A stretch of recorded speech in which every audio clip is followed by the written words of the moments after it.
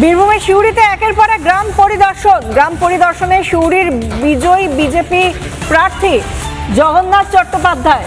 তিনি গ্রামবাসীদের সঙ্গে কথা বলছেন, তাদের আশ্বস্ত করছেন তাদের আর কোনো ভয় নেই, এই কথাই বোঝাবার চেষ্টা করছেন সবাইকে।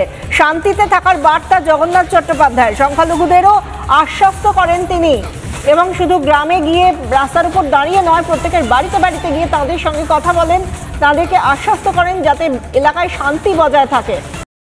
কোর্টকেও বলে দেওয়া আছে দরকার আমরা একটু পিকেট বসিয়ে দেবেন। হ্যাঁ, অলরেডি চলছে হয়ে গেছে। আমি হাত জোর করে আপনাদের কাছে আমি ক্ষমা চাইছি, আপনাদের কাছে। কিন্তু কি করা যাবে, আপনার বাড়ির লোকও চরম অত্যাচার করেছে 15 বছর ধরে, সেটা জানেন। কিন্তু তারপরেও আমি ক্ষমা চেয়ে যাচ্ছি। এই আপনাদের দোকান ধরে আমাদের কার্যকর্তাদের 5 ঘন্টা 7 ঘন্টা আটকে রেখেছিল, মারধর করেছিল। আমরা সেসব ভুলে গেছি। কিন্তু হয়ে গেছে, যখন হয়ে গেছে, আপনার ছেলে অত্যাচারী ছেলে ছিল, কোনো অসুবিধা নেই। কিন্তু তবুও আমি আপনাদের কাছে হয়ে গেছে ঘটনা, আমি ক্ষমা চেয়ে যাচ্ছি। আর হবে না।